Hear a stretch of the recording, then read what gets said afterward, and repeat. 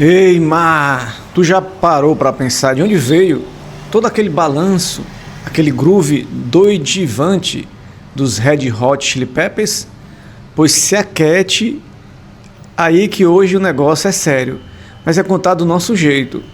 Acabou de sair um documentário na Netflix chamado A Origem dos Red Hot Chili Peppers, Nosso Irmão Hillel. O negócio é o seguinte: antes de John Frusciante aparecer com aquela guitarra que parece que chora, tinha um cabra chamado Hillel Slovak. O bicho era o coração da banda, entende? O documentário mostra que se não fosse por ele, os Chili Peppers não passariam de uns meninos rindo no meio do mundo em Los Angeles. Então vamos ver esse filme, ver se ele presta ou se a conversa fiada. Solta a vinheta.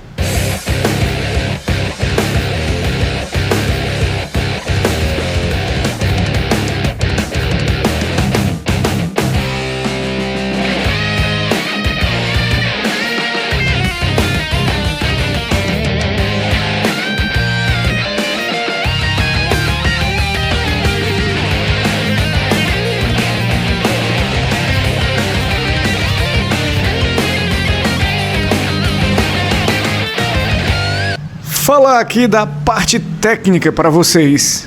O filme ele foi dirigido por Ben Feldman, aquele mesmo lá do Mad Men, sabe? O roteiro ficou por conta do Ben Feldman também. A produção é independente, viu? Não é um doc oficial. Tanto que o Anthony Kiedis e o Flair deram umas reclamadas aí dizendo que a Netflix estava vendendo como se fosse deles. Mas eles só deram entrevista por consideração ao amigo. O irmão do Hillel, James Slovak, ajudou na produção e liberou até diários e fotos que ninguém nunca tinha visto. É um negócio bem íntimo mesmo. E aí, povo, quem entende de música e assistiu? Rapaz, a crítica está dividida, igual final de campeonato no Castelão. Estão dizendo que o filme é um retrato abrasador e muito emocionante sobre a amizade. Quem é fã das antigas vai chorar, igual o menino novo vendo as imagens raras do Hillel. Tem crítico dizendo que é um filme que foca demais na tragédia e na overdose, e que às vezes parece que forçaram a barra para ser um documentário sobre a banda toda, quando o foco devia ser só no Hillel. Mas no geral, para quem gosta de rock, é parada obrigatória. Pois é, Mar, como é que tá nessa ruma de doido hoje em dia? Até agora os Chili Peppers já lançaram 13 discos de estúdio. Os últimos foram Unlimited Love e Return of the Dream Canteen, lá em 2022. E eles já estão em estúdio novo. O Flair confirmou que estão compondo música nova com John Frusciante. E a grana? O Faz-me Rir? Os bichos estão bem, viu? Anthony Kiedis e Flair estão na casa dos 150 a 160 milhões de dólares cada um. Um John Frusciante tem menos por volta de 25 milhões, porque é o bicho meio bicho do mato, já saiu da banda 1000 vezes e não liga muito para luxo. Recentemente eles negociaram o catálogo de música por uns 300 milhões de dólares. É dinheiro que não acaba mais. Dá para comprar Fortaleza todinha e ainda sobrar pro lanche. Pois é, galera, o documentário mostra que o Hillel foi um mestre de todo mundo ali. Se tu quer entender porque o do baixo do Flair é daquele jeito, tem que conhecer o Slovak, né? Tem que conhecer essa realidade. A voz do além, um dos maiores destaques é que o diretor Ben Feldman usou inteligência artificial para reconstruir a voz do Hillel Slovak. O documentário é narrado pelo próprio Hillel, lendo trechos dos seus diários pessoais. É de arrepiar, Mar. O mestre do Flair. Tem um depoimento emocionante onde Flair conta que, na verdade, ele nem gostava de rock, preferia jazz e trompete. Foi o Hillel que botou o rock na cabeça dele. E mais do que isso, foi o Hillel que deu o primeiro baixo para Flea e o ensinou a tocar. Sem o Hillel, o Flea que a gente conhece não existiria. O filme traz uma filmagem rara da turnê europeia em 1988, gravada por um cineasta holandês. São as últimas imagens do Hillel vivo, poucas semanas antes da overdose. O clima no vídeo é uma banda que estava no topo do mundo, mas escondia uma tristeza profunda.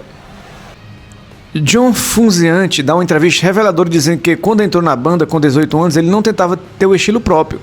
Ele tentava ser um clone do Hillel.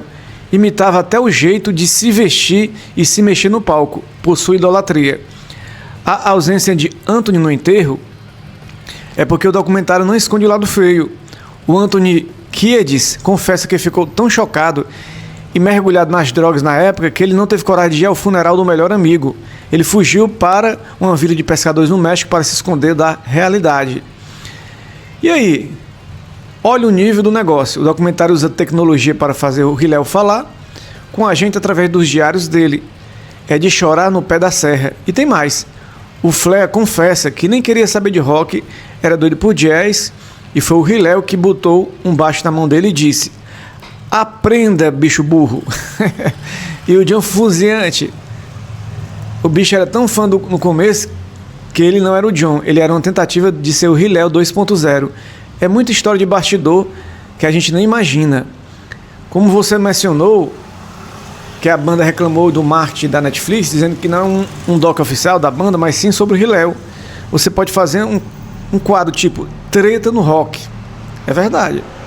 Explicando que os membros atuais estão pedindo cautela aos fãs, pois o filme foca muito na parte triste nas drogas e não na glória da banda toda, né? A gente tem que focar em vários aspectos, né? Não é um documentário chapa branca, né? Para entender o Hillel Slovak, a gente tem que tirar a imagem do astro do rock, do divante, e olhar para o artista plástico e o poeta que ele era. O bicho não tocava guitarra só com as mãos, ele pintava com as cordas. Aqui estão os detalhes do lado artístico e poético dele. Diferente de muitos guitarristas da época que queriam apenas tocar rápido, o tal do surrender, o Hillel via a música como uma textura.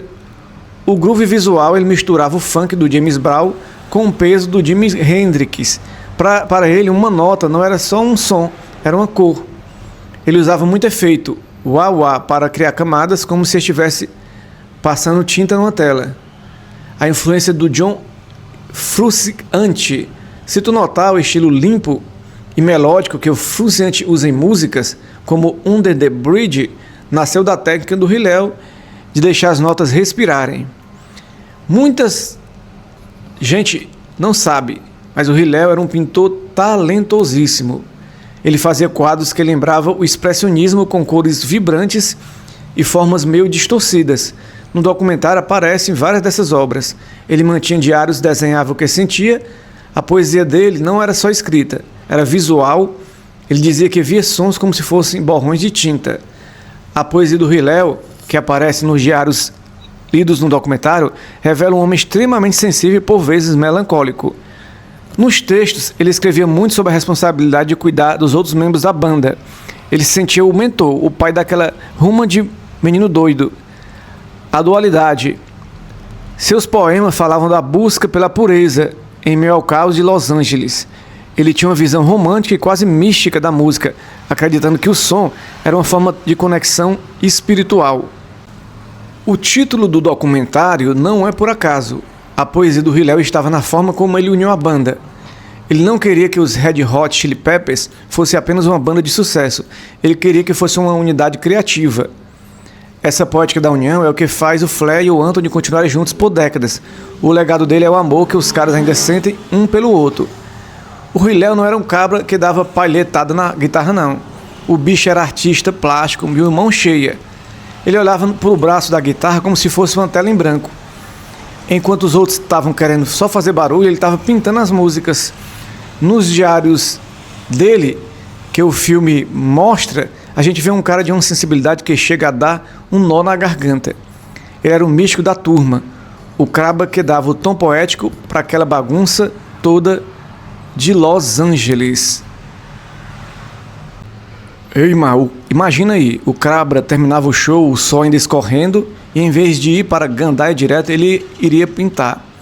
O Hillel via um mundo de cores que a gente nem imaginava. No vídeo, eu estou mostrando, no caso do documentário, umas telas dele para vocês verem que o bicho não era só bom de corda, não.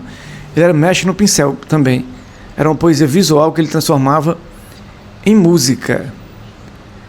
O documentário contextualiza que nos anos 80 Hollywood estava inundado por heroína. Para o Hillel e Anthony, aquilo não era visto como um vício no começo, mas como uma ferramenta artística para alcançar estados de transe no palco. O filme foca muito na luta interna dele, de um lado o artista plástico sensível e o mestre da guitarra, do outro o vício que o deixava isolado. Tem uma parte que conta que ele chegou a ser demitido da banda por um tempo porque não conseguia mais tocar. O Anthony e o Hillel tinham um pacto de que parariam juntos. O problema é que quando um tentava ficar limpo, o outro que recaía.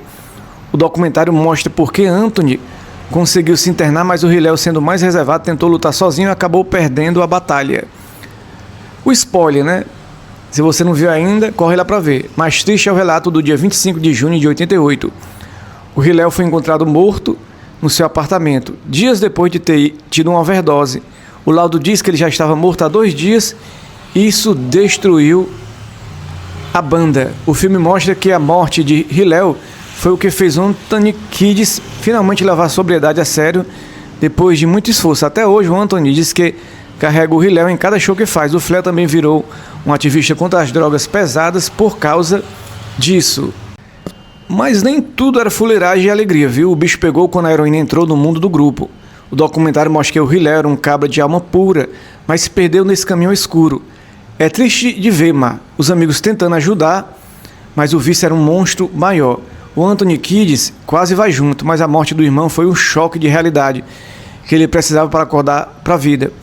O filme serve de aviso, o brilho do rock às vezes esconde uma sombra muito perigosa. O uso da inteligência artificial para recriar a voz do Hillel é, sem dúvida, o ponto que mais está dando o que falar no documentário da Netflix. É aquele tipo de tecnologia que divide opiniões, uns acham incrível, outros meio de rosca. O diretor Ben Feldman não tirou a voz do nada, ele usou gravações raras de entrevistas antigas do Hillel e vídeos caseiros para treinar a IA. O grande diferencial é que a IA não é usada para inventar falas, mas sim para ler os diários pessoais do Hillel. Então, embora a voz seja sintética, as palavras são 100% dele. Logo no começo do filme aparece um aviso da tela informando que o áudio foi reconstruído digitalmente. A produção foi bem honesta quanto a isso, né? Alguns acharam perturbador e desnecessário, dizendo que soa um pouco robótico em certos momentos e tira a naturalidade do documentário. Tu acreditas que os bichos usaram a tecnologia para fazer o Hillel falar de novo? Pois é, pegaram os computadores, avançaram, botaram entrevistas velhas dele para a máquina, aprender o resultado.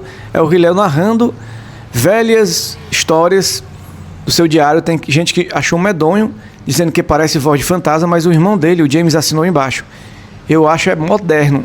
É como se o bicho tivesse voltado só para dar o último recado pra gente. Mas diz aí, o que é que você acha? Massa ou acha uma marmota tecnológica? Se inscreva no canal, dê um like, aperte o sininho e até a próxima.